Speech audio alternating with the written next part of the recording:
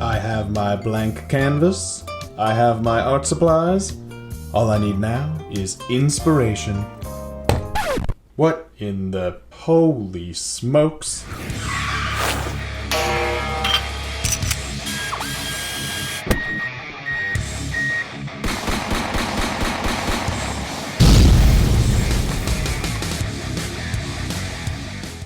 What's going on YouTube? Max Brickman here. Today we are going to be looking at still lifes, realistic interpretations of items. I've always liked to think of Lego as an art form, and what better way to practice your art form than by applying artistic skills from other art forms to it, like landscapes, or still life, or portraiture. So for today we're going to be focusing on still life, which is probably my favorite thing to do with Lego. How can I use this limited set of pieces and this limited set of colors to create an item from everyday life that looks just like the item itself? So to start us off, I have this box of crayons that I made a little while ago. Now, while this box may look very simple, it is actually extremely complicated.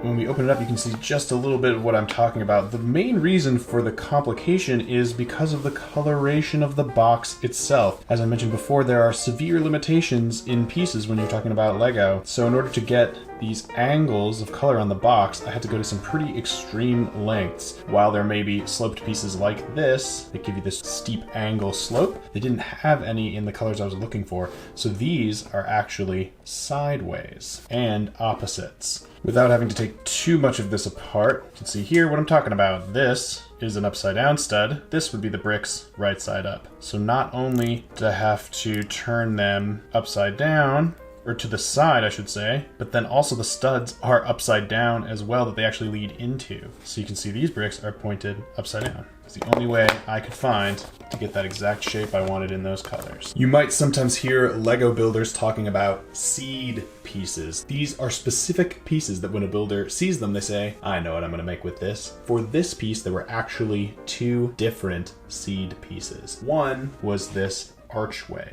in yellow. It really reminded me of the smiley face cutaway in crayon boxes. And the other one, probably the more important one, was these colored cone pieces. I realized that I had colored cones and cylinders and that together they sort of looked like crayons. And I asked myself how many different colors I could come up with where I had both the cone piece and the cylinder piece, but these are the colors that ended up working out. So I actually began by building all of the different crayons and then putting them inside of a box. Something I'm particularly proud of with this box of crayons is the way that the crayons are not in a perfect grid pattern, but the center row is a little bit offset. Now this is a challenge that if you build a lot with Lego, you are going to run into, which is that Lego studs are in a grid pattern. The grid. Very few things in life come in this perfect grid. So an interesting technique that I've discovered is that you can use the jumper pieces to offset your studs by 1/2. That way you can have some studs in the usual grid and some halfway off, like so. And you can use this to make more interesting or varied patterns. So for example, I made this sample of a sort of flowery garden using that very technique where every other row is a half stud off so that all these flowers are not forced into a grid pattern. So I use the same technique to offset these crayons. The lid is fully hinged and functional. And the last thing I'd like to point out is the lettering. I tried to make it look like a very famous child art supply brand that shall remain nameless. Crayla. Excuse me. You might see, if you actually try to spell out what this says, there's a letter missing. It says Crayla. But there were only 6 available studs on that lid, and I did not think it was worth rebuilding the entire crayon box to get another barely readable letter in there. I think from afar, it looks like what we're looking for. All right, so before we launch into today's project, I'm going to show you one more still life-like item that I have made in the past, which is this lighter. This is one of the first projects that I worked on when I got back into Lego, and the seed piece for this was these slope pieces. A nice little feature of this guy is you can light it on fire. From afar, this thing looks pretty real. And you can also interchange the color. You take off the outer shell, you'll see the construction. It's just pretty straightforward. A plate with all these curved slope pieces attached on it, and then I use these Technic bricks with the short pins coming out on either side, like so. So you can easily remove the outer shell and replace it with another color. Boom, just like that. And here's another one that I made a while back. I had a very limited piece selection at the time, which is why I used some experimental colors, but I think it looks cool. It kind of looks like it's been repaired, but it's a guitar, possibly a violin of some kind. It's really, really overly complicated inside. There's hinges, there's weird, probably illegal angles and Lego building techniques going on in there to get the subtle little sloping that you see here and here to make this shape look a little bit more rounded, a little bit more organic, which is always a challenge in Lego. So I don't know how well this one holds up, but I still kind of like it. It's a little guitar.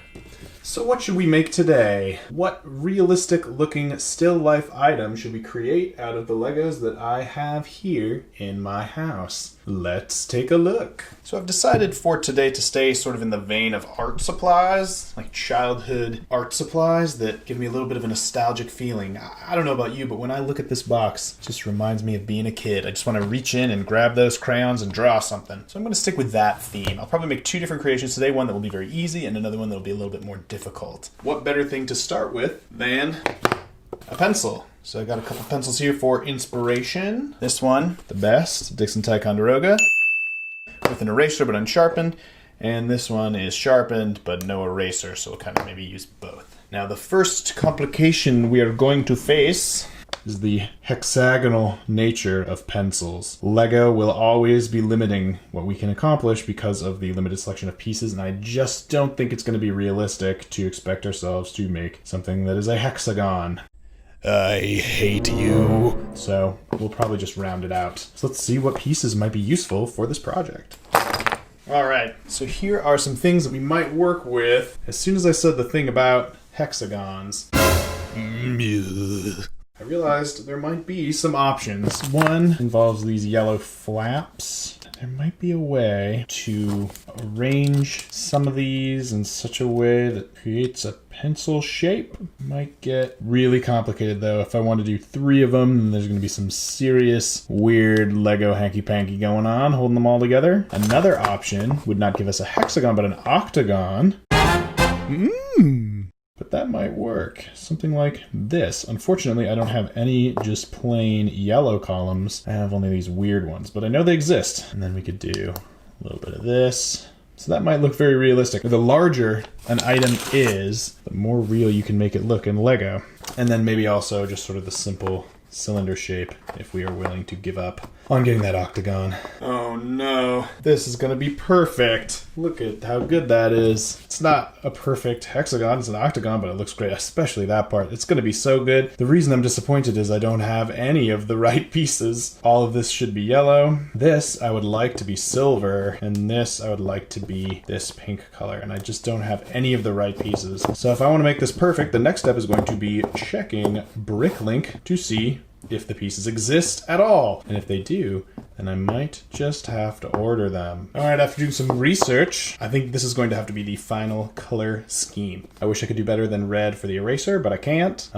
These cylinder pieces don't come in any color that I would want, like pink of any kind or magenta or anything like that. I think we're going to be stuck with red. This is the best I'm going to be able to do for the metal part of the pencil. Those fluted cylinder pieces do come in this color, but I don't have them, and I already have these, so just figured that's fine. Then I'm going to order a bunch of this yellow piece, but in just the perfectly unstudded form. And then the cone is annoying. These cone pieces, they do come in tan, but they're somewhat rare, so I might have to spend a little bit of money on that. Here is a smaller version, the other style of pencil I was thinking about maybe going by. It does not look as good because of these gaps here that you get when you put all the cylinders together. I was hoping maybe this would solve that problem, but this square part. Can't get around that. So this is the best small version I could come up with. One nifty little trick here that I did do, I should have had to put the stud on the bottom so I could put the cone on, but then I wasn't able to put the eraser, the like flat eraser piece on like that because there's no studs here. So I actually went the other way, but fortunately the bar that I'm using for the graphite of the pencil is gonna hold it together even though we're doing anti-stud to anti-stud here.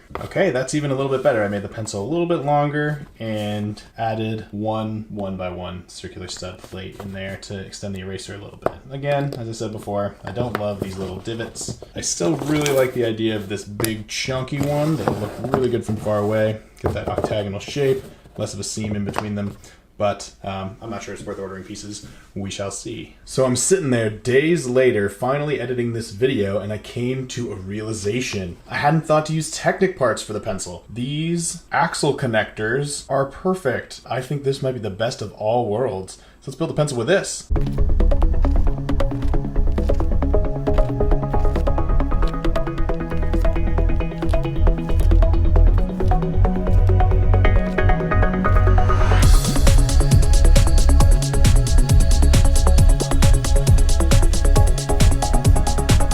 And there you go. The final version of the pencil using the Technic parts. I think this is the best one so far. It is pencil sized, so it goes with the other art projects. It has the octagonal sides that make it look like a pencil. There are no gaps between each piece, so it tricks the eye a little bit better. I'm very happy with this. Now, unfortunately, I had already shot the rest of the video, so you may see this version of the pencil in the rest of the video, and that is because I literally just made this while editing. Here is the chunky pencil that we are not going to go with, because I don't want to order the parts, and some real pencils. Now, another art supply that I thought would be really cool. Remember those watercolor trays that we used to get? Those plastic watercolor trays that had all the little colors in them and you could mix them on there? I think a really fun way to do that would be to use these round, smooth tiles to represent the different watercolors. I think that would look really cool. So that's an idea. I had dug through all of my Legos, and these were the circular tiles that I could find.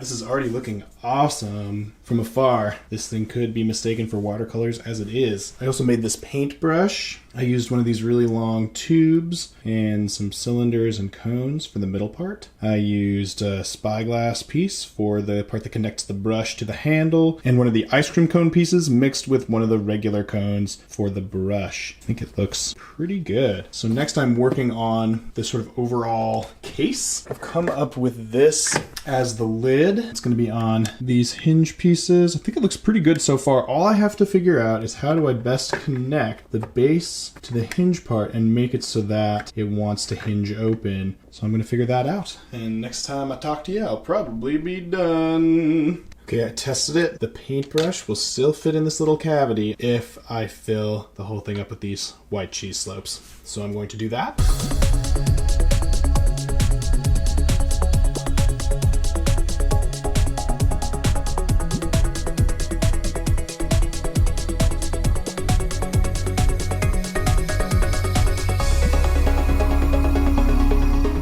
Okay, the moment of truth. Does this paintbrush still fit in the trough? Yes! And it is done. Whew! I like this thing. This is good. It opens up, got the brush in there. Folds open to have a little tray that you could mix the colors in if you wanted to, if this was real. And it certainly fits the goal, which is at afar. Would you know this was made of Lego? I would say for me, probably not. This looks like a watercolor tray. Cool. And here's what we have so far for our still life version of art supplies, made completely out of Lego. Alright, let's make one more item. Maybe a pair of scissors. So I went snooping around trying to see what types of blades I might be able to use, and here's what I came up with. I was really hoping to find a couple of these guys, but I only had the one. It would sort of look like this. I have them in gold, which, you know, scissors do exist in gold, but I don't think it would quite be what I'm looking for. And now that I'm thinking about it, if I compare it to the other items, it's a little big. So I will probably end up using something like this for the blades of the scissors. I'm thinking orange, possibly blue. What color really says these are scissors? I seem to recall having orange-handled scissors as a child. Okay, so I'm thinking this is actually a somewhat promising start for the handles. Something like that. You know, they usually have the two different sized handles. The question now will be, how do I attach the scissors to the handles? And also, I would like to do a hinge mechanism of some kind. So we will see what happens next. Ooh boy, I think I might have something here. One scissor, two scissors, and then I'm gonna pin them together here at this pivot point. Which goes on top? This one looks better on top. Yeah, okay. Snip, snip. That's pretty good. And here it is, the realistic still life match set of art supplies. Write in the comments if you'd like to see me do this again with some different items. Maybe more art supplies, maybe something completely different. Fruit, or cooking utensils, maybe tools. Well, write in the comments what you think I should do for the next realistic item build. This was a lot of fun. Thank you so much, everyone, for watching. I hope you enjoyed it. I know I did. I'll see you next time.